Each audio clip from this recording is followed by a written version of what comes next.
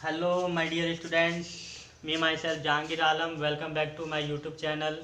Chemical kinetics के इस video में आप लोगों का फिर से एक बार स्वागत है।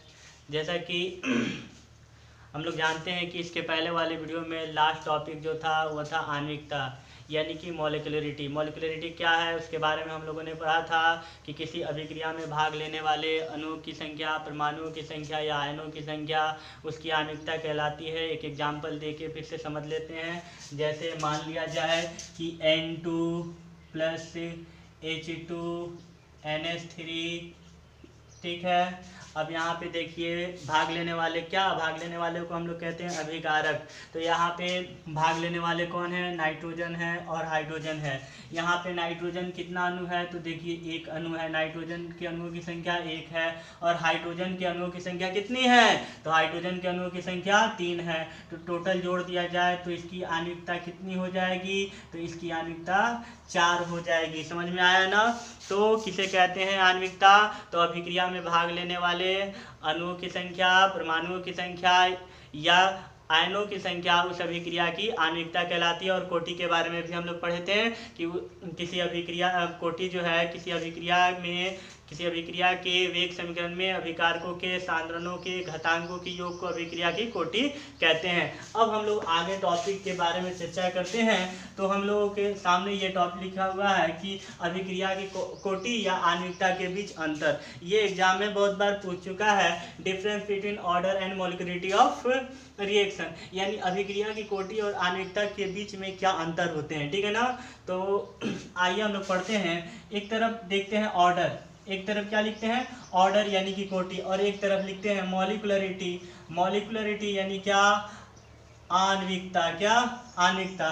तो जैसा कि हम लोग जानते हैं, डेफिनेशन क्या जानते हैं? डेफिनेशन दोनों का हम लोग क्या जानते हैं? तो ऑर्डर क्या है? तो अभिक्रिया के वेग समीकरण में अभिकारकों के सांद्रणों के घातांकों के योग को, अभिक्रिया के वेग समीकरण में अभिकारकों के सांद्रणों के घातांकों के योग को अभिक्रिया की कोटि कहते हैं। और आणविकता किसे कहते हैं? तो अभिक्रिया में भाग लेने वाले अणुओं, परमाणु या अणुओं की संख्या को या आयनों की संख्या को हम लोग क्या कहते हैं? आणविकता कहते हैं। तो एक नंबर अंतर हो जाएगा इसका डेफिनेशन, ठीक है। दूसरा कि यह जो है ऑर्डर जो है, ये जो है ऑर्डर या अभिक्रिया, कोई भी जो अभिक्रिया है उसकी क्रियाविधि की जानकारी देता है। क्या? उसकी क्रियाविधि की जानकारी देता है, जबकि आणविकता उसकी क्रियाविधि की जानकारी नहीं देता। क्रियाविधि यानी कि मैकेनिज्म, उसकी क्रियाविधि की जानकारी नहीं देता। एक नंबर इसका डिफिनेशन, इसका भी डिफिनेशन। 2 नंबर यह जो है अभिक्रिया की जो कोटि है, यह अभिक्रिया की क्रियाविधि की जानकारी देता है,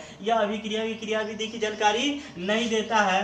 3 नंबर तो हम लोग देखेंगे कि यह जो है इसका मान पूर्णांक में भी हो सकता है, पूर्णांक में भी हो सकता है और भिन्नांक में भी हो सकता है। पूर्णांक तो आप लोग समझते ही हैं, 0, 1, 2, 3, 4 ये सब पूर्णांक है। भिन्नांक समझते हैं बटा, जिसमें अंत और हर दोनों हो, जैसे 1/2, 3/4, ये सब क्या है? भिन्नांक होता है। तो इसका मान जो है ऑर्डर का मान पूर्णांक में भी हो सकता है, पूर्णांक में भी हो सकता है और भिन्नांक में भी हो सकता है। तो हम इसको एग्जाम्पल में देख लेते हैं। जैसे मान लीजिए कि रेट बराबर K concentration of A concentration of B है, तो पावर इसका 1 है, इसका पावर 1 है, तो कोटि इसका क्या निकाल लेंगे? तो हम लोग कोटि जानते हैं कि सांद्रण के घातांकों के योग को अभिक्रिया की कोटि कहते हैं। तो अभिक्रिया की कोटि इसकी क्या आ गई? 2 आ गई। अभिक्रिया की कोटि क्या आ गई? 2 आ गई। तो ये जो घातांकों का योग है अभिक्रिया की कोटि कहलाती है। तो ये 2 जो आया ये क्या है? एक पूर्णांक है। अब देख लेते हैं भिन्नांक। जैसे मान लीजिए कि रेट बराबर दिया हुआ है K, क्या? K concentration of A to the power 1/2 concentration of B to the power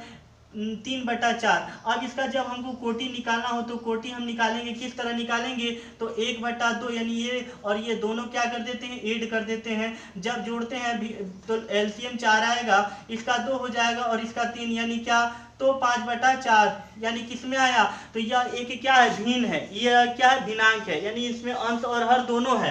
कहने का मतलब यह जो है अभिक्रिया की जो कोटि होती है इसका मान आपका पूर्णांक में भी हो सकता है, 1, 2, 3, 4 ये भी हो सकता है, और भिन्नांक में भी, बटा में भी हो सकता है, 1/2, 3/4 यानी भिन्नांक में भी हो सकता है। अब इसके बारे में पढ़ते हैं कि मॉलिक्यूलरिटी की जो है इसका तो मान पूर्णांक में और भिन्नांक दोनों में होता है, लेकिन इसका मान केवल क्या होता है, पूर्णांक में होता है। अब आप सोचिएगा कि केवल पूर्णांक में ही क्यों होता है, भिन्नांक में क्यों होता है, क्यों नहीं होता है। तो हम लोग जैसा कि जानते हैं कि आणविकता किसे कहते हैं, तो अभिक्रिया में भाग लेने वाले अणुओं, परमाणु या आयनों की संख्या क्या कहलाती है, आणविकता कहलाती है। आप खुद सोचिए, अगर आप कहीं भाग लेने जाते हैं, किसी क्विज कॉन्टेस्ट में भाग लेने जाते हैं, तो क्या अपने शरीर का आधा हिस्सा भाग लेने में भाग लीजिएगा, आपका शरीर का आधा हिस्सा भाग लेगा? नहीं।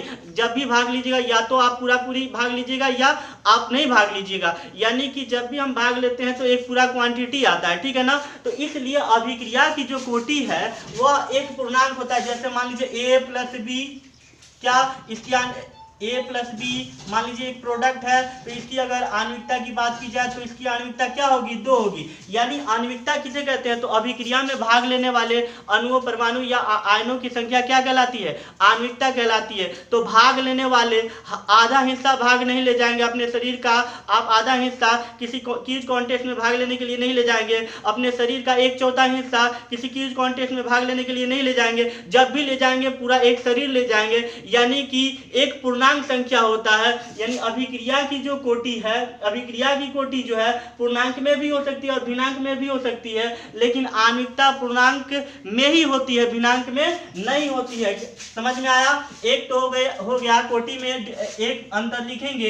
एक अंतर क्या हुआ कि वेग समीकरण में अभिकारकों के सांद्रणों के योग अभिक्रिया की कोटि कहते हैं, और इसमें लिख लेंगे कि अभिक्रिया में भाग लेने वाले कुल अणुओं, परमाणु या अणुओं की संख्या क्या कहलाती है, आणविकता कहलाती है। क्रियाविधि, यह जो है कोटि जो है अभिक्रिया की क्रियाविधि की जानकारी देता है, यह जो है अभिक्रिया की क्रियाविधि की जानकारी नहीं देता। इसका मान यानी 3 नंबर में इसका मान पूर्णांक भी हो सकता है, समझे आप, पूर्णांक भी हो सकता है और भिन्नांक भी हो सकता है। इसका मान केवल पूर्णांक होता है, यानी कि भिन्नांक में नहीं होता है। क्या भिन्नांक में नहीं होता? अंतर ये हुआ। 4 नंबर हम लोग देख लेते हैं अंतर। तो इसका मान 0 हो सकता है, यानी कहने का मतलब कि रेट जो है, रेट के कंसंट्रेशन ऑफ A⁻0, तो कोटि क्या हो जाएगा, 0। क्या हो जाएगा, कोटि 0 हो जाएगा। यानी इसका मान, यानी ऑर्डर का मान, किसी भी अभिक्रिया की कोटि का मान 0 हो सकता है, लेकिन इसका मान 0 नहीं हो सकता। क्यों नहीं हो सकता? क्योंकि हम लोग जानते हैं कि आणविकता किसे कहते हैं। तो हम लोग जानते हैं कि अभिक्रिया में भाग लेने वाले अणुओं या परमाणु या आयनों की संख्या को आणविकता कहते हैं। अब रही बात 0 कब होता है, जब अभिक्रिया में कोई भाग नहीं लेता, और जब अभिक्रिया में कोई भाग लेगा ही नहीं, तो उसकी कोई भाग ही लेगा ही नहीं, तो अभिक्रिया होगी कहाँ, उस अभिक्रिया का अस्तित्व होगा ही नहीं। तो उस अभिक्रिया का जब अस्तित्व नहीं होगा तो उसकी आणविकता कहाँ से होगी। यानी कहने का मतलब कि कोई भी अभिक्रिया में भाग लेने के लिए कम से कम तो एक आदमी चाहिए ना जी, तो इसकी आणविकता 0 नहीं हो सकती है, ठीक है। तो ऑर्डर हम लोग समझे। वेग समीकरण में अभिकारकों के सांद्रणों के घातांकों को योग अभिक्रिया कोटि कहते हैं, आणविकता। अभिक्रिया में भाग लेने वाले अणुओं, परमाणु या आयनों की संख्या को आणविकता कहते हैं। क्रियाविधि, यह अभिक्रिया क्रियाविधि की जानकारी देता है, यह अभिक्रिया क्रियाविधि की जानकारी नहीं देता। कोटि, इसका मान पूर्णांक भी हो सकता है, भिन्नांक भी हो सकता है। इसका मान केवल पूर्णांक होता है। इसका मान 0 भी हो सकता है, इसका मान 0 नहीं होता है, ठीक है। अब आगे वाले पॉइंट के बारे में हम लोग चर्चा करते हैं। तो देखिए, एक सवाल दिया गया है एनसीईआरटी का यहाँ पे कि निम्न अभिक्रियाओं के वेग व्यंजकों से, यह अभिक्रिया दिया हुआ है और यह अभिक्रिया का क्या है, वेग व्यंजक है। उन अभिक्रियाओं के वेग व्यंजकों जो दिया गया है, उस व्यंजक की सहायता से हम लोग उसका कोटि निर्धारित करेंगे और वेग स्थिरांक की इकाई ज्ञात करेंगे। तो देखिए, आप लोग को इससे कोई मतलब नहीं, ये जो दिया है, इसका ये वेग दिया है, इसका जो है ये वेग दिया है, इसका जो है ये वेग दिया है, और इस अभिक्रिया का वेग ये दिया है। तो हमको वेग के समीकरण से मतलब है, इसकी सहायता से हम लोग अभिक्रिया की कोटि निकाल लेंगे और उस अभिक्रिया की इकाई निकाल लेंगे। जैसे एक सवाल मैं बताता हूं, उसके बाद आप लोग बनाइएगा, ठीक है ना। तो 1 नंबर जो सवाल है, तो देखिए, कोटि आप लोग जानते ही हैं। कोटि कैसे निकालते हैं, तो कोटि निकालते हैं हम लोग पावर को जोड़ देते हैं। तो ये जो वेग समीकरण है, पावर में तो 2 ही है, अब क्या जोड़ेंगे, 2, ठीक है ना। यानी इसकी कोटि तो 2 हो गई। अब हम कोटि 2 हो गई, यानी कि n का मान भी क्या हुआ, 2 हुआ। जैसे कि आप लोग जानते हैं कि द्वितीय कोटि की अभिक्रिया हो तो n का मान 2, शून्य कोटि की अभिक्रिया हो तो n का मान 0, और अगर प्रथम कोटि की अभिक्रिया हो तो n का मान 1 होता है, ठीक है। अब हम लोग आगे बढ़ते हैं। एक तो निकाल लिए कि अभिक्रिया की कोटि क्या होगी, इसकी, इस अभिक्रिया की कोटि होगी द्वितीय कोटि की अभिक्रिया। अब इसका इकाई ज्ञात कर लेते हैं, वेग स्थिरांक का। तो याद कीजिए, इकाई निकालने के लिए हम लोग क्या करते हैं, फॉर्मूला लगा देते हैं, सांद्रता बटा समय। और सांद्रता पे पावर क्या था 1 माइनस एन। तो सांद्रता क्या है जी, सांद्रता का ऐसा ही मात्रक होता है मोल प्रति लीटर, यानी litre inverse 1 minus n, n की जगह पर रखना है आपको 2 बटा समय, समय का क्या होता है सेकेंड, तो मोल लीटर इनवर्स पावर -1 ना जी बटा सेकेंड, यानी मोल इनवर्स लीटर और ये चला जाएगा ऊपर यानी कि सेकेंड इनवर्स, ठीक है ना। यानी ये जो है इसके लिए कोटि हो जाएगा 2 और इसके लिए दर स्थिरांक का मात्रक हो जाएगा मोल इनवर्स लीटर और सेकेंड इनवर्स, यानी कि प्रति मोल लीटर प्रति सेकेंड। तो ये आप लोग निकाल चुके, ये मैंने बता दिया, ये आप लोग निकाल गए, इससे आपको कोई मतलब नहीं है, इससे आपको कोई लेना देना नहीं है, वेग समीकरण से लेना देना। जैसे यहाँ पे वेग समीकरण में यहाँ पे पावर 1 है, यहाँ पे पावर 1 है, तो इसका कोटि भी 2 हो जाएगा। इसी प्रकार हम लोग आगे निकाल लेंगे। तो ये जो सवाल है आप लोगों के लिए मैंने छोड़ दिया है, इसको आप लोग बनाइएगा, ठीक है। अगर नहीं समझ में आए तो फिर मैं बताऊंगा, पूछिएगा आप लोग, ठीक है ना। इसको आप लोग बनाइएगा। अब हम आगे बढ़ते हैं। देखिए तो यहाँ पे सवाल दिया हुआ है, ये सभी सवाल आपके एनसीईआरटी के हैं, ठीक है ना। तो आज केवल न्यूमेरिकल ही बनाया जाए, एक टॉपिक मैंने पढ़ा दिया आज, इसके बाद जो है केवल न्यूमेरिकल ही बनाया जाए। तो देखिए एक दिया है, एक नंबर जो सवाल क्या है, आर पी, आर क्या है यहाँ पे अभिकारक है, क्या है अभिकारक है, और पी क्या है प्रतिफल है, ठीक है। अब देखिए कह रहा है कि अभिकारक की सांद्रता इतनी थी और 25 मिनट बाद बदल कर इतनी हो जाती है। तो हम लोग तो जानते ही हैं कि अभिकारक की सांद्रता में क्या होती है, कमी आती है। और यहाँ देखने से भी दिखलाई दे रहा है कि अभिकारक की सांद्रता पहले 0.03 थी, अब हो गई 0.02,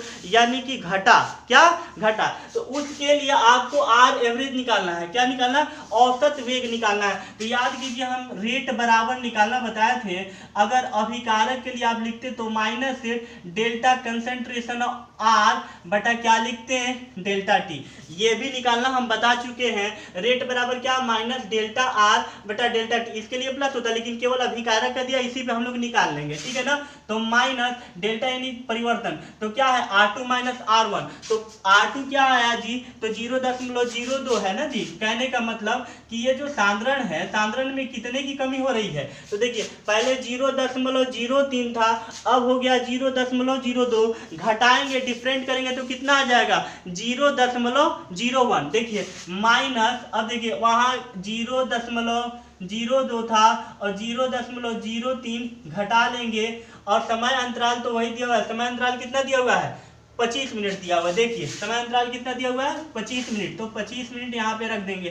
तो देखिए घटाइएगा इसको, तो माइनस ये क्या आ जाएगा माइनस 0.01 बटा क्या 25, अब आ जाएगा ये आपका प्लस में हो जाएगा 0.01 बटा क्या 25, अब 1/25 100 0.01 बटा 25, ये चला गया ऊपर 10 के पावर 2 यानी 100 ऊपर 10 के पावर -2, ठीक है। अब भाग लगा देंगे 25 से 1 में, अगर हम भाग लगाते हैं पॉइंट देंगे 0, 0 से 0 यानी 4, यानी कहने का मतलब 0.04 गुने क्या 10 के पावर -2, ये हुआ आपका आंसर। क्या आया, अगर इसको और बढ़ाते हैं पॉइंट, अगर यहाँ पे ले जाते हैं वैज्ञानिक संकेतन में लिखते हैं तो 4 गुने 10 के पावर -4, मात्रक क्या आ जाएगा, तो सांद्रता की मात्रक होता है मोल लीटर इनवर्स, और सेकंड जाएगा ऊपर तो सेकंड इनवर्स।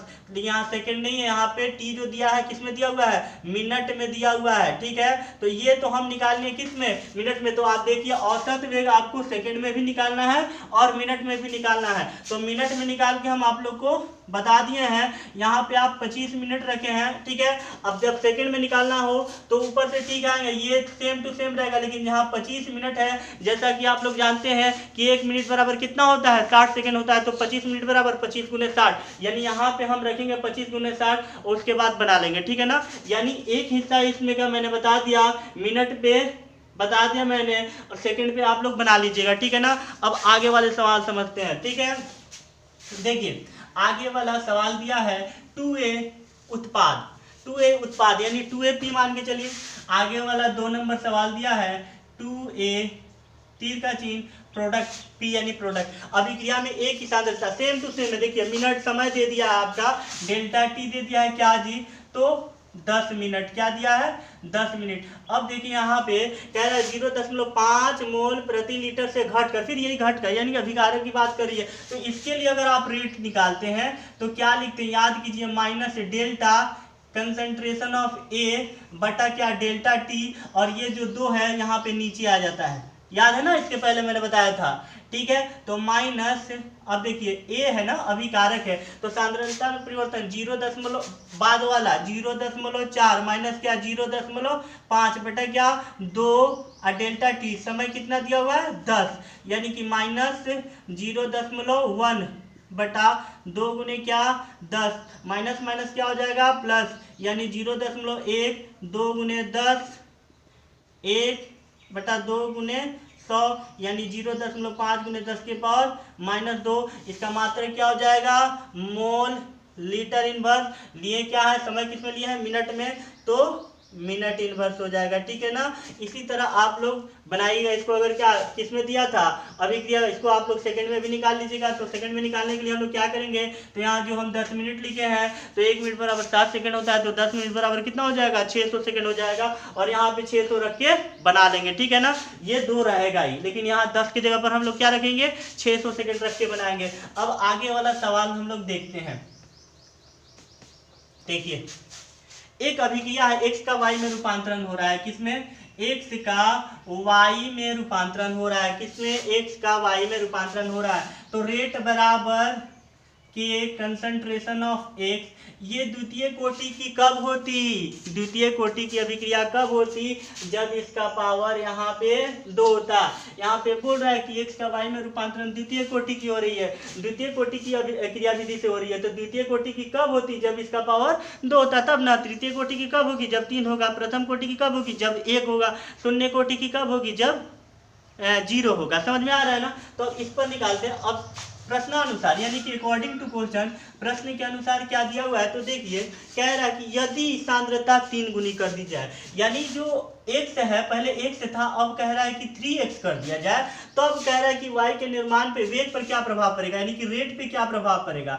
तो मान लीजिए समीकरण 1 है ये, r रेट बराबर क्या हो जाएगा के, इस इक्वेशन में अगर रखते हैं x की जगह पर क्या रखेंगे 3x, चूंकि क्या कर रहा है 3 गुना हो जा रहा है, 3x पावर 2, ठीक है ना। 3 का स्क्वायर निकालेंगे तो क्या हो जाएगा के 9x स्क्वायर, यानी 9k x स्क्वायर, ठीक है ना। कंसंट्रेशन ऑफ x का स्क्वायर, ठीक है ना। समीकरण 2, समीकरण 1 और 2 की तुलना कीजिए, समीकरण 1 तथा समीकरण 2 की तुलना करने पर क्या होगा, पर पता चलता है क्या हो रहा है। पहले देखिए इसमें क्या अंतर है, तो वेग कितना हो जा रहा है 9 गुना हो रहा है, यानी कि पता चलता है कि वेग 9 गुना हो जाएगा। समझ में आया ना, जाएगा, ठीक है। अब आगे एक सवाल है उसको भी देख लेते हैं, ठीक है। देखिए ये समझ में आया होगा क्या कि x का y में रूपांतरण द्वितीय कोटि, तो x का y में रूपांतरण तो रेट बराबर के x के पावर 2, क्यों, क्योंकि यह द्वितीय कोटि की है, ठीक है ना। अब प्रश्नानुसार कह रहा है कि यदि सांद्रता 3 गुनी कर दी जाए, यानी x पहले था अब इसकी सांद्रता 3 गुनी कर दी जाए, तो इसी इक्वेशन में रेट बराबर के x के जगह पर हम क्या रख देंगे 3x, तो 3 का स्क्वायर करेंगे तो 9 हो जाएगा, फिर 9 यहाँ आया, तो इसमें अगर कंपेयर किया जाए तो ये दोनों रेट में क्या अंतर है, तो ये 9 टाइम हो रहा है, यानी कि 9 गुना हो जाता है, ठीक है ना। इसी प्रकार हम लोग आगे देख लेंगे, इसी तरह सवाल है, ठीक है ना। 4 नंबर सवाल जो दिया हुआ है इस बोर्ड पे, देखिए कि किसी अभिक्रियक के लिए एक अभिक्रिया द्वितीय कोटि की है, अभिक्रिया का वेग कैसे प्रभावित होगा। तो मान लेते हैं कोई अभिक्रियक है, मान लेते ए है, क्या है ए है, प्रोडक्ट प्राप्त हुआ, तो रेट बराबर कंसंट्रेशन ऑफ ए द्वितीय कोटि की कब होगी, जब इसका पावर 2 होगा। समझ में आ रहा है ना। तो अभिक्रिया का वेग कैसे प्रभावित होगा, यानी अभिक्रिया के वेग पर क्या प्रभाव पड़ेगा, 1 नंबर, धीरे धीरे बनाते हैं। 1 नंबर कह रहा है दुगुना कर दिया जाए, यानी कि ए जो है ए की जो सांद्रता है उसको क्या कर दी जाए, दुगनी कर दी जाए, तब क्या होगा जी, तो रेट बराबर हो जाएगा के, ए की जगह पर आपको रख देना है 2a स्क्वायर, यानी 4k कंसंट्रेशन, अब 2 का स्क्वायर 4 होता है ना, तो ये क्या हो जाएगा, अतः वेग 4 गुना हो जाएगा। समझ में आया आप लोगों को? गुना हो जाएगा, ठीक है। उसी प्रकार इसमें का 2 नंबर कह रहा है कि अगर सांद्रता आधी कर दी जाए, ए बराबर ए बटा 2, आधा का मतलब 2 से भाग लगाना, तो फिर इक्वेशन में रखिए रेट बराबर क्या हो जाएगा कि कंसंट्रेशन ऑफ ए बटा 2 स्क्वायर, ठीक है ना। 1/2 का स्क्वायर क्या हो जाएगा 1/4 की कंसंट्रेशन ऑफ ए स्क्वायर, ठीक है ना, a⁴ तो कहने का मतलब अतः वेग क्या हो जा रहा है 1/4, अतः वेग 1/4 हो जाएगा। समझ में आया होगा, ठीक है माय डियर स्टूडेंट्स। अब इसके बाद वाला टॉपिक अगले वीडियो में चर्चा की जाएगी। अगर नहीं समझ में आया हो तो संपर्क करें, ठीक है ना। इसके बाद वाला टॉपिक अगले वीडियो का इंतजार करें। धन्यवाद, ठीक है।